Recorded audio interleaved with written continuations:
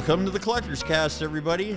I'm your host, Clint Wilson. Here's your other host, Mike Bloski. We're Hi, back folks. again. Hello, folks. We're back again. And we're going to get out in the woods a little bit today. We're going to talk about camping and collecting all things camping related. It's a popular subject, Mike. well, there's so many things, right from lanterns, stoves, even tents, believe it or not. There's Old picnic stuff. picnic stuff. Coolers are huge. And do you know what? Especially Something with advertising on them. that I always thought was cool. Collecting vintage campground signs. Oh, yeah. Like, from all these old campgrounds, a lot of them that are now are no longer because subdivisions have been built on them. But Yeah. there's some pretty cool old campground signs out there. Yeah, right? well, signs is always. I've actually got one up here that says the motor court map that points out places.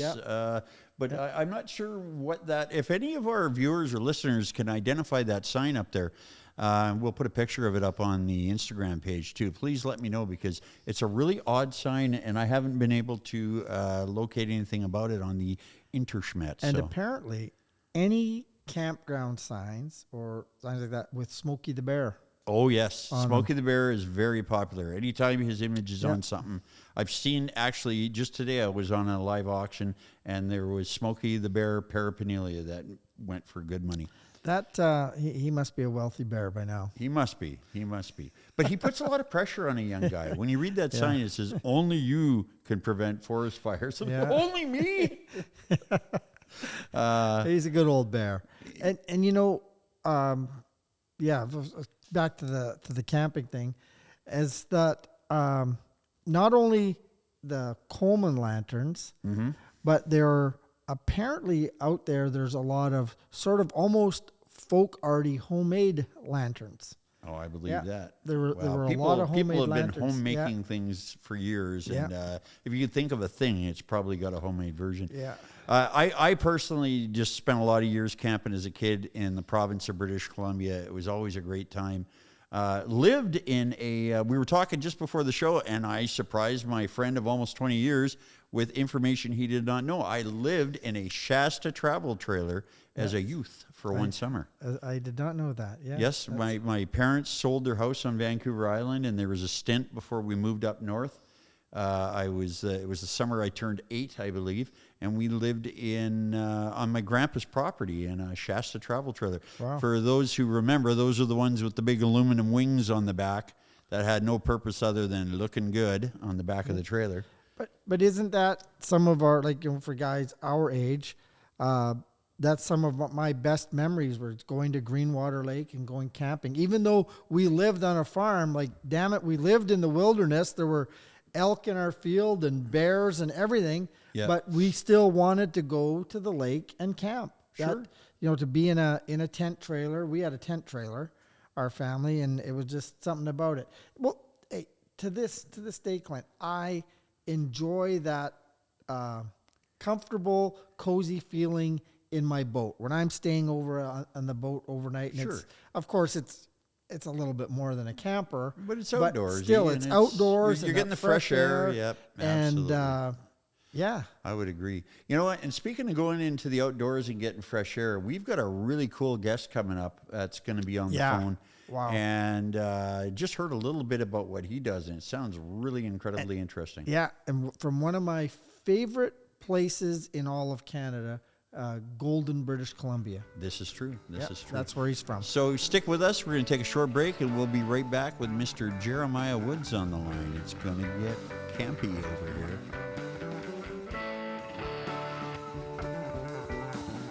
Welcome back to the Collectors Cast, everybody. As always, you're here with Clint and Mike, and we've got a very special guest on the line with us, don't we? We're talking about vintage camping and all things camping on this episode. We've got with us Mr. Jeremiah Woods. Say hello, Jeremiah. Hey, team. How you guys doing tonight? Awesome. Hey, Jeremiah, it's Mike. Great to have you on the show. And I've got a lot of questions for you. Oh, Mike, it's good to be on the show. Good to hear the sound of your voice. Ask away, bud. Ask away. Well, before we go crazy here, let's just remind our viewers that you have appeared before on Rust Valley Restorers, as have I, and you are the Volkswagen specialty guy, are you not? I am, yeah, and I actually took this idea to Dragon's Den in 2020. Oh, were you on Dragon's Den? I was unaware of that. I sure was, yeah. With your whole camping in the woods thing? I sure was, yes. Geez, you learned something new. Well, I just learned the other day that you were nominated to run for mayor of Golden, British Columbia. I was, yeah. It kind of took me by surprise. I was nominated, and I feel it's my civil duty to follow through on that. So you are running officially then?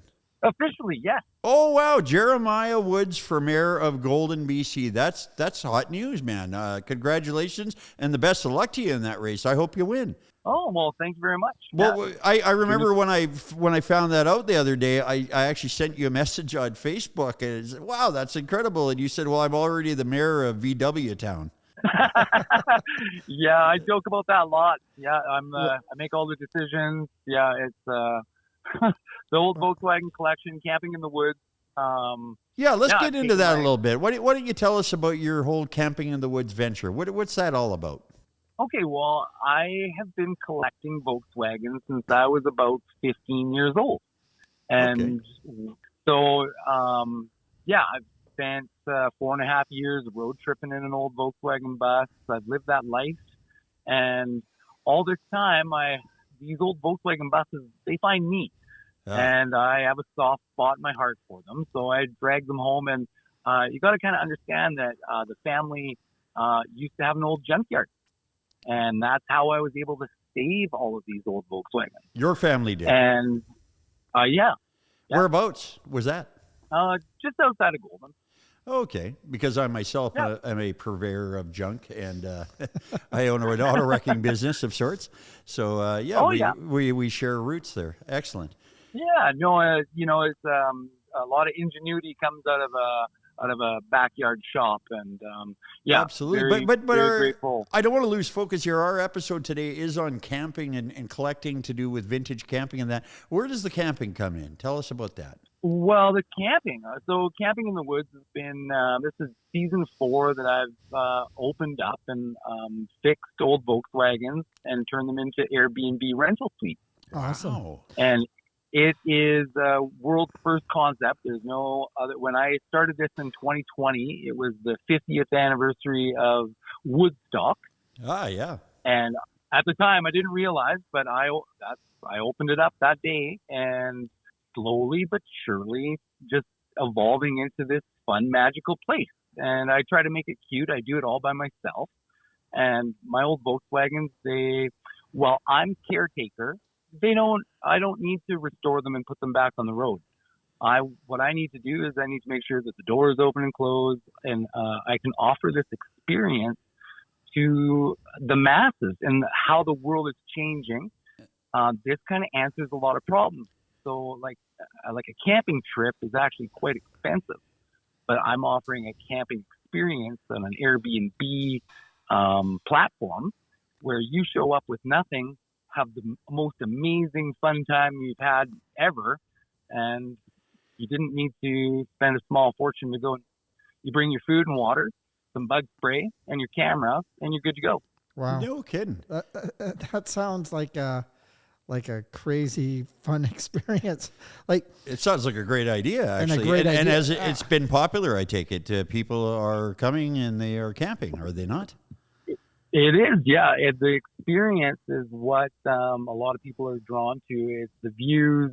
My next door neighbor is the wolf sanctuary just outside of Golden, BC. So my guests get to hear the wolves howl at night. And when there's not fire bans on, they can roast their meal over the fire. They can cozy up in an old vintage Volkswagen bus. I got my little work wagon is powered by a 1982 Honda 3-wheeler. And I just have a lot of fun. I collect old Coleman lanterns. Cool. That definitely is in line with we're talking. We're going to eventually get into other things people collect too, to do with camping, and not just the campers themselves, but lanterns are definitely one thing. Old lanterns are very collectible. Oh my goodness. Yeah, they are a little hot item on the market right now. And super simple to rebuild, and fix and have them work again. Just in case of emergencies or whatever. It's always nice to have a Coleman lantern sitting on the shelf. Yeah. And Jeremiah, just from what you're saying about your whole business and your whole concept there, I think that's awesome, because right now, just this explosion of people wanting to own these vintage campers to pull behind their car, right? Well, not everyone can do that, because I know myself, I've dabbled in it, but you find an old camper, and which you probably know, just like an old Volkswagen, it's an old piece of machinery, and it's moldy and rotted, and what a lot of people don't understand is when you think, oh, it's just a little camper. When you start taking one of those things apart, it's almost like peeling an onion, isn't it? Yes. And you got to understand, team, I hunt for old Volkswagens. So the Columbia Valley here in Golden, BC was notorious for old draft dodger communes. Yes. So back in the Vietnam conflict, Americans would come up and they'd park their old Volkswagens in the forest. And there's plenty of examples of that here in the Kootenays and the Columbia Shuswap region. Well, I think on Rust Valley, you guys pulled a real old relic out of some forest somewhere. Oh, wasn't that a gem? Yeah, that was that was a June 2nd build, 1960. It rolled off Wolfsburg's assembly line to the Port of Vancouver, and then to the mine and to one of the miners' kids. That little bus has a lot of history. And here you are saving it. Nice. Yeah. Wow. And the thing that you're providing there too is that people who want to go and have that experience don't have to go through the pain of restoring or fixing one of these things up. They just come to you and stay overnight. Because we don't like to become hippies once in a while and take off in a VW bus and go camping. But the logistics of it and the mechanical nightmares, if you don't know how to work on a Volkswagen, air cooled, blah, blah, blah, blah. Whereas here it's kind of turnkey. It's just plug and play, show up and unroll your sleeping bag. Well, exactly. And I'll tell you right now, it was, I told you earlier about my 4.5-year road trip in the Volkswagen bus, Southern California to Alaska, and every little side road BC and Alberta had to offer. Wow. Cool. Second engine rebuild on the side of the road. And I was 22 years old when I did this. Oh my goodness. That's when I first had this idea. It would be awesome to have a whole bunch of buses without the mechanical nightmares that old Volkswagens, old air-cooled Volkswagens are notoriously known for. I've grown up with them, so I can tell you just by listening to it what's wrong. And it's always been a passion. I've always I grew up in a junkyard, guys, and so. Yeah, old engines, old stuff. Just so you know, my history, I'm no stranger to Volkswagens. I had a pair of German grandparents. That's all they drove for years. Even my dad had a Super Beetle in the early 70s too. So I've spent a lot of time riding around in them. In fact, I was so small in the beginning, I used to ride around in the luggage container behind the rear seat there, right inside the back window. When the car was I know exactly the area you're talking about. I made a trip from Porcupine Plain, Saskatchewan to New York, and then up to Toronto, and then back in my, I think it was a 72 Carmen Ghia convertible. Wow. With, what color, man? What color? Yellow, of course. Oh, and yellow. And I had a 16...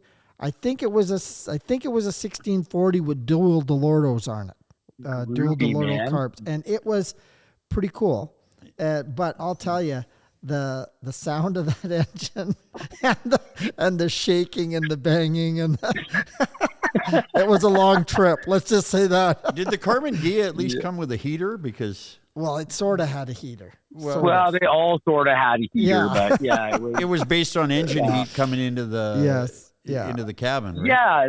Yeah. It was the fresh air intake over the exhaust manifold, And and then pumped into the car. It was a convertible, and at one point I did have sunstroke. Yeah, but Oh, geez. that's a whole other story. Well, that's not the car's fault. No. You didn't put the top up soon enough. Back to we don't want to lose focus again on the whole reason we're here is talking about vintage camping. So you say you collect old lanterns. And that I just myself growing up in British Columbia, I just love the whole idea of like 60s and 70s camping. The old checkered thermoses, just the feel of it, the old provincial parks. It's just all glorious to me. I have so many good memories to do with all that vintage stuff back then. It's an easy era to get lost in, especially when you're surrounded in old Volkswagens. That camping vibe, gentlemen.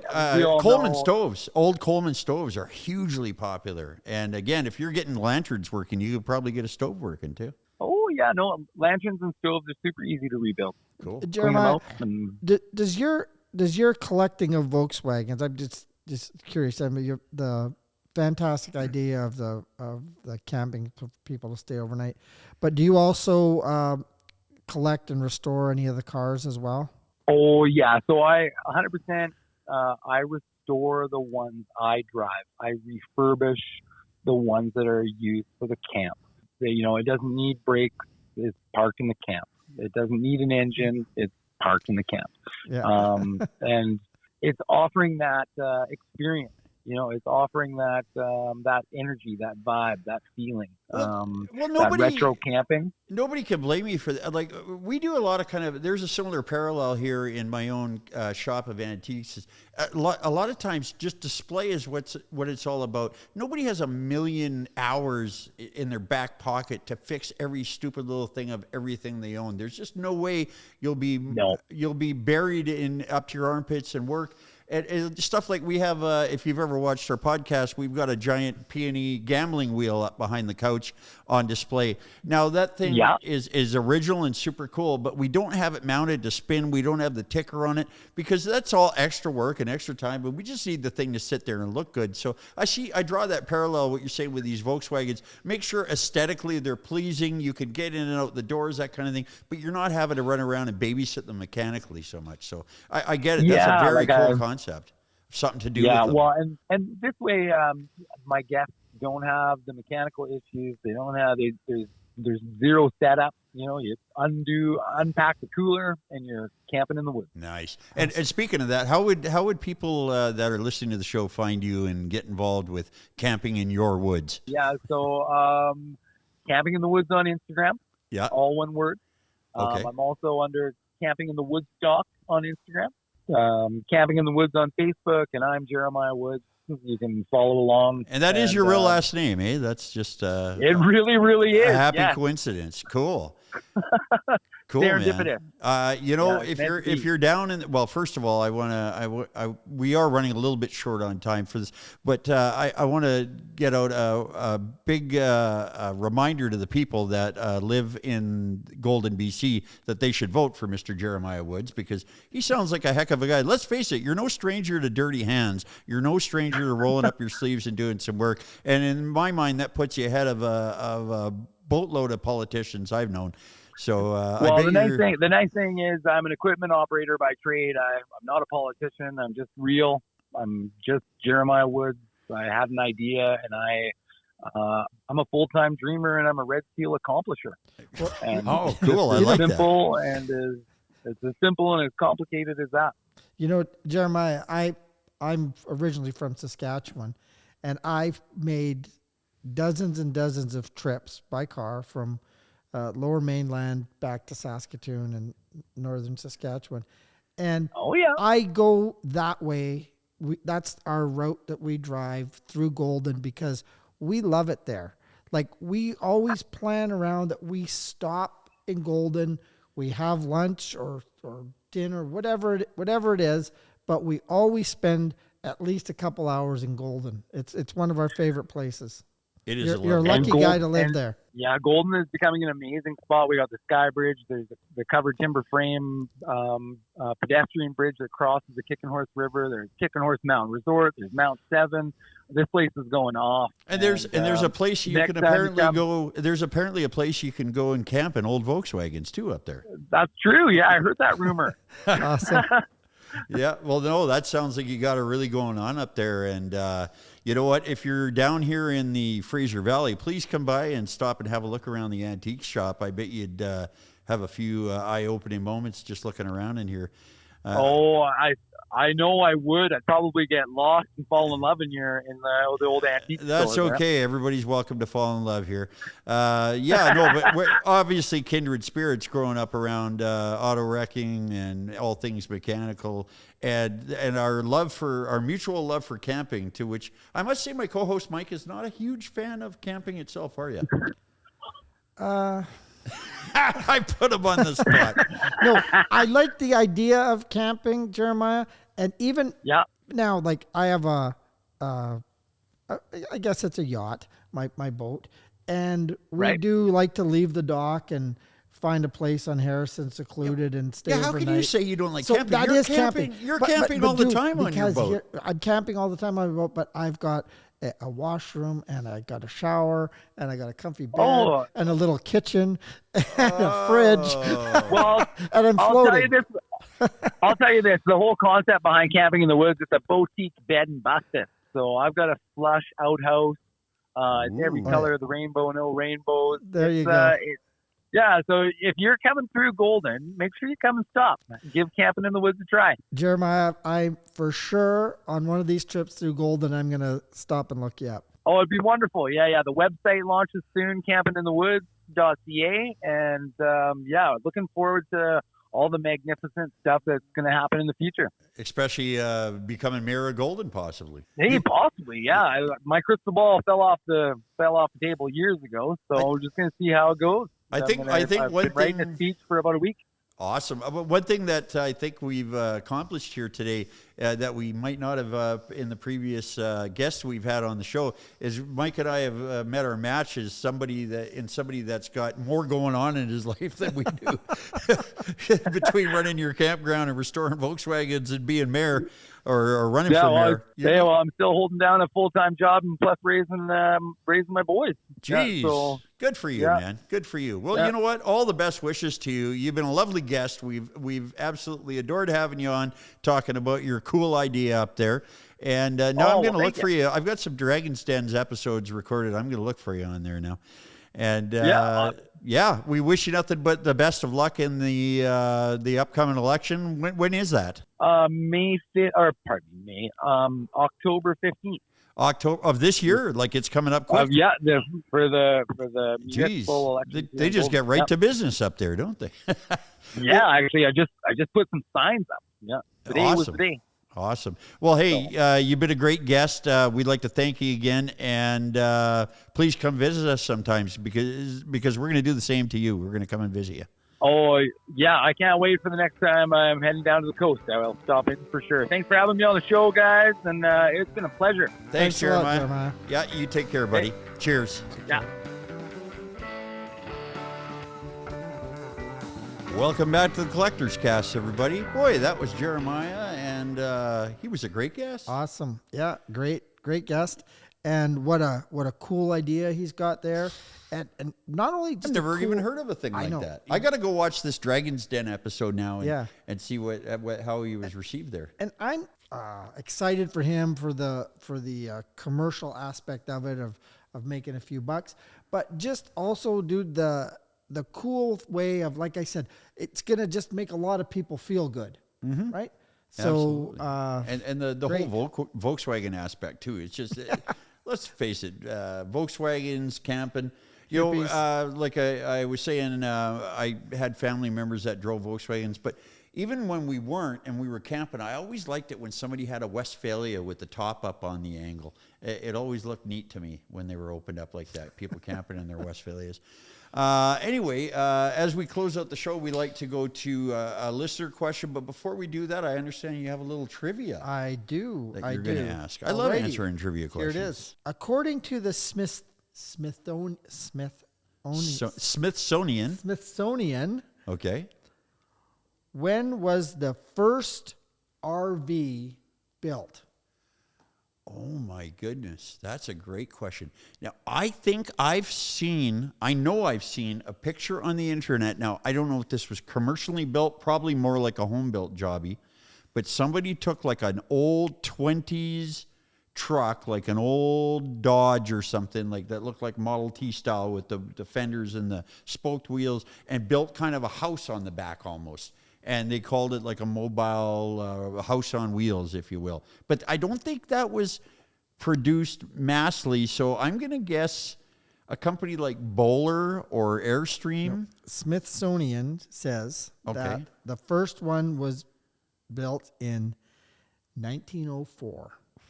This could be the one I was thinking of. And it was a motorhome that slept 4 adults in a bunk bed and was lit by incandescent lights and had an ice box and a radio.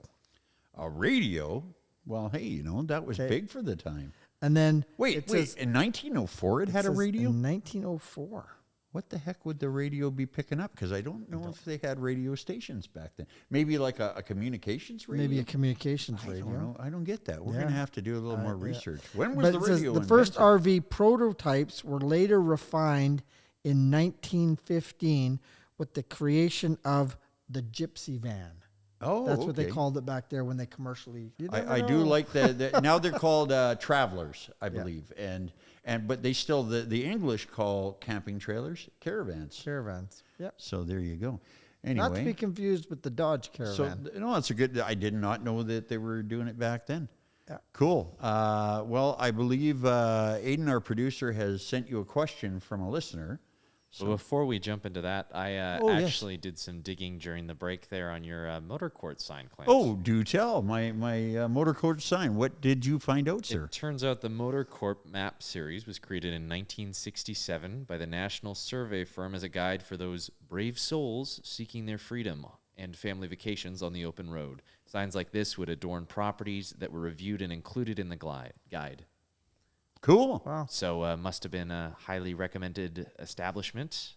Yeah. Well, it would make you know you were going to somewhere that had been kind of certified, or it wasn't you weren't going to some hobo camp to have all your belongings taken or something like that. Cool. Thank you. So that dates the sign you around. We've all seen the Texas Chainsaw Massacre. Very cool. I just, by the look of it, I had thought it would be a little bit older. I kind of pegged it as late 50s, but 67 sounds right in line. Thank you very much, Aiden. He's not just a producer, he's a helpful fella. Okay. And I believe being helpful was one of the other things he did was send you a question. Let's see who wants to know something. By the way, get those questions to feedback@thecollectorscast.com. As always, we love hearing from you. What did we hear today? I don't have a question. Stand by. I have not been relayed the question. Well, that's funny, though, and we're not going to let you edit this out. Just leave it right where it is. You deserve a little embarrassment on air because we have to do it.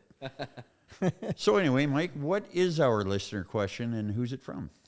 Our listener question today is from Johan on another one of my favorite places, Gabriola Island, British Columbia. In the Strait of Georgia. Yes. And his question is, what is the longest camping trip you've ever been on? Ooh, wow. Well, when I went to Europe, it wasn't camping, so I can't use it. Oh, I know what it is. And one of the coolest camping trips I've ever been on, in grade 7, so I was 12 years old, living in Prince George, British Columbia, we did a trip in a bus to Jasper, Alberta, to Jasper National Park, and we stayed there for a week. And we didn't even have parents. We had a few teachers chaperoning us, and we had done all this preparation. We had like frozen chili and things that we'd made before, and we got to prepare it ourselves. We camped in a place called Marmot Meadows, which was just a big field with a lot of marmots. And we did some cool stuff while we were there, though. We went to Millette Hot Springs and climbed up Sulphur Ridge and did horseback riding, and met girls, and it was a fantastic time for a 12-year-old. But yeah, a whole week in Jasper. That was pretty cool. Living on the ground. How about you? Oh, mine was my older brother and I and a couple of friends were going to camp at Greenwater Lake, Saskatchewan for one whole week by ourselves without our parents. How old would you have been? I would have been 15. Okay. Yeah, my brother. Your brother was a 16. little older. Yeah, my brother just he had a driver's license, and we didn't quite realize that we should have booked a camping spot. So we were in the overflow area, which was basically just a big field out by the golf course. Okay. And it rained for 7 days straight, and we would have to ride our bikes about 3 miles to get back to the beach on gravel road that was now mud. So let's just say it wasn't the best experience. I think ever. we That may was my have found the longest- root of the reason that Michael does not like camping so much, which we touched on earlier. It was basically 7 days of cold and wet. Now, I don't have one that long, but I can beat you on the wackiness and the what the heck were you doing aspect. Even younger than that. I was 13 or 14, and my good buddy Peter Hochachka was about the same, 14 or so. And we had one buddy named Mike Collins who was 15, and the three of us hitchhiked east of Prince George out towards McBride to a place called Bowron River, the Bowron River. The Bowron River flows across Highway 16 there, running north-south, and it ends up dumping into the Bowron Lakes, which are east of Barkerville and down by Cornell and such. Anyway, really out in the middle of nowhere, this Bowron River. And it was just a bridge that crossed the highway, crossed the river, and down below was a campground. We went there in the off season. It was just us three kids. We hitchhiked out there with a tent and fishing rods, and I think we had maybe like 2 cans of beans or something for food. And yeah, we caught sucker fish, so we couldn't eat them, but you know, we bashed our heads on rocks and did what kids do. And had a bear encounter too. There was a bear came into our campground at night, and here's us three kids with nothing but a tent and no vehicle or anything to hide in. So we stayed up in shifts, keeping the fire going, and you know how that goes. At 6 in the morning, or at about 3 in the morning, my shift was over, so I went into the tent, and at 6 in the morning, I woke up, and the other 2 guys watching the fire were sleeping beside me. So, yeah, but the bear left. He did not eat us that day, so. Yeah, and then the next day, we said, the heck with this, and we hitchhiked back home. Yeah, we were just a little bit too stubborn to leave. We were a little silly back then. We kept on thinking the sun was going to come out. Like, it's Saskatchewan in the summer. It's got to get, where's the sun and the grasshoppers? I think the lesson we're trying to teach people is don't let your kids go camping alone, folks. Yeah. It's just going to be a horrible experience for them. Wow, we didn't even really scratch the surface of everything that people collect, I don't think, related to camping and outdoors, but we put a pretty good dent in it today. And one thing I just thought I'm going to add, the homemade camping chairs. Now, I just... The Adirondack type? Not the Adirondacks. They were like almost made out of willows, bent willows. Oh, I know those ones. Yeah, they look like a chair of sticks. Yeah. Like if the little pig that built the house of sticks had chairs in there, they would be those. That's another thing. You come across any of those, grab them. Okay, there you go. All right. The stick chairs. The stick chairs. Hey, you know what? We've covered camping today. It's been a heck of a day. It's been fun. I've been Clint. He's been Mike. You've been fantastic. This has been the Collector's Cast. Yay! Take care, everyone. See you guys.